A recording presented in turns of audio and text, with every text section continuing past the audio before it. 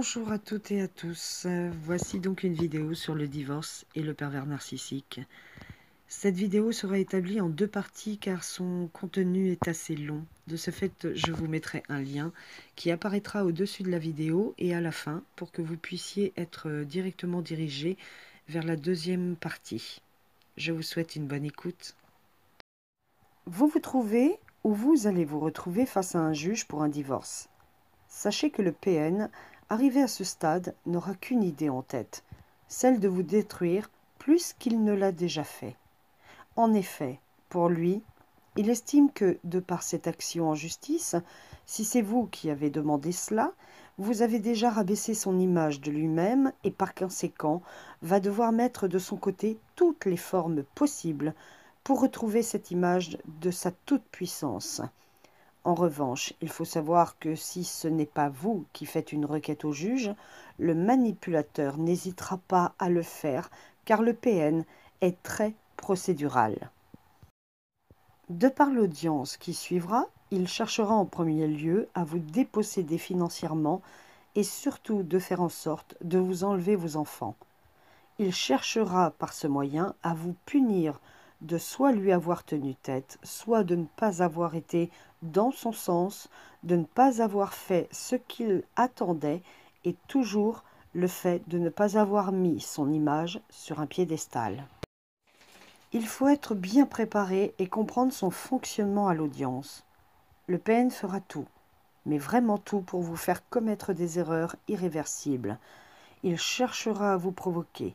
Il poussera vos limites à un point où on pourrait considérer que vous êtes instable, que c'est vous qui êtes la cause de cette audience, de ce divorce, et ira même jusqu'à éventuellement amener l'assistance à prouver que vous êtes une personne suicidaire, si toutefois vous l'avez évoqué, puisque le PN vous pousse dans une telle souffrance que pour vous, à un moment, vous n'imaginez pas que cette seule issue est une issue de secours. Comprenez que le PN est en fait un monstre qui se régénère au seul fait de sentir votre peur, votre fatigue face à tous ces conflits. Vos émotions négatives, cela le nourrit énormément et lui permet de décupler ses forces, son acharnement. Et nous savons aussi que le PN est très procédural. Et par conséquent, il faut d'abord que vous mettiez en place des actions qui vous permettent de gérer le mieux possible les émotions négatives que vous ressentez et qui vous affaiblissent pour vous en défendre. Il est nécessaire d'être aidé par un spécialiste pour vous aider à gérer cette peur du PN, cette angoisse d'être à nouveau confronté à sa présence à vos côtés lors de cette procédure. Il faut savoir contrôler ses propres émotions et surtout ne plus penser en tant que victime. C'est impératif si vous voulez gagner devant le manipulateur, car si vous pensez cela, vous n'aurez en tête que le fait de vouloir la reconnaissance du statut de victime, vous aurez en tête le fait de vouloir prouver qu'il est pervers narcissique, de prouver tout ce que vous avez subi, et c'est là que vous ferez une erreur en faisant cela. Là où la prudence est de mise, c'est qu'un PN, se retrouvant ainsi devant une audience telle qu'avec un juge, des avocats ou d'autres acteurs de la fonction, vont lui permettre de se mettre en scène et de déployer toutes ses compétences de PN pour essayer de convaincre, de persuader de son bon raisonnement, se victimiser et surtout de faire en sorte que vous passiez pour une personne instable, comme je le disais plus haut, et effectivement de vous faire passer pour fou ou folle. Je vous mettrai également en garde par rapport à l'avocat du PN, qui lui n'est pas vraiment formé sur le sujet et c'est donc un atout pour le PN. Le PN est un très bon acteur lorsqu'il se retrouve devant les autorités. Il adopte en général une attitude que vous ne connaissez pas. Il se fait en général quelqu'un de posé qu'on estimerait bien sous tout rapport, pèse les mots qu'il emploie et ce pour impressionner l'auditoire. Il tentera également de créer carrément un lien personnel avec le juge afin d'obtenir la bienveillance de ce dernier. Rappelez-vous également de certaines phrases que le PN ou la PN a pu dire et qui vous passe en boucle dans la tête constamment, comme par exemple « tu es folle » ou « tu es fou »,« tu es complètement hystérique »,« tu ne t'occupes pas des enfants »,« tu ne fais strictement rien ». Bref, il y en a tellement d'autres. Mais sachez qu'il vous faut retenir ou noter tout cela par écrit de façon à vous préparer à ce qu'il les dise devant le juge et essaie de le convaincre qu'il a raison et expliquer que, de par ses faits, il lui est extrêmement compliqué d'accéder à vos demandes. Les choses auxquelles vous serez déstabilisé si vous ne vous préparez pas à cela sont une fois de plus les mensonges, les attaques directes, voire aussi indirectes, se mettre comme habituellement en avant, usant de flatterie, usant d'un charme que même notre entourage, voisinage adhère, comme on peut le constater depuis longtemps, puisque pour certains, vous entendez votre entourage des fois vous dire, peut-être, en ce qui le concerne, vous exagérez peut-être un peu, que cet homme est charmant, prévenant, qu'il a toujours été aimable, eh bien, tout cela, il en fera de même, se comportera de la même façon devant le juge, et ce, pour obtenir gain de cause et rehausser son image dont il a tant besoin. C'est un comédien né. Mentir à force de pratique est une seconde nature chez lui.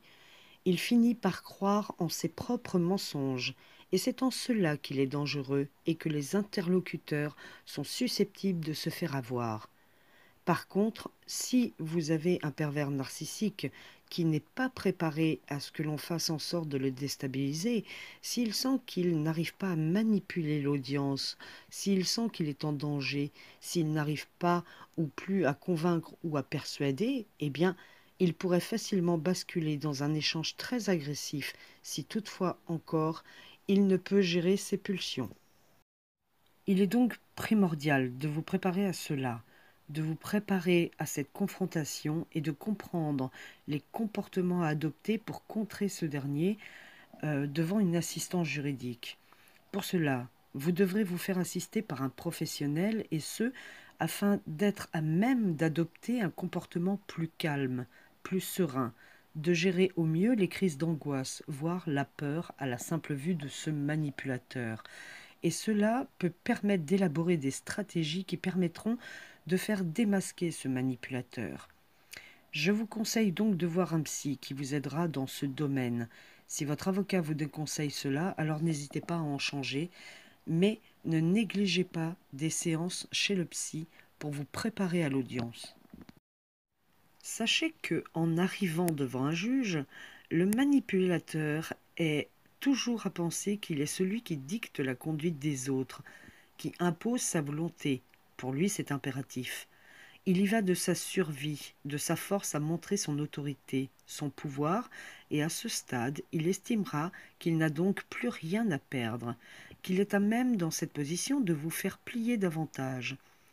Retenez bien que, pour lui, il fera tout, mais vraiment tout, pour vous discréditer, pour obtenir gain de cause, donc obtenir le divorce en sa faveur et de ce fait faire en sorte d'obtenir la garde des enfants, le partage des biens, ou pas. Il faut vraiment être paré à cela. Vous et votre avocat devrez être vigilants car le manipulateur tentera toutes les provocations, tous les pièges qu'il pourra pour vous mettre en erreur, pour vous déstabiliser et vous faire perdre pied.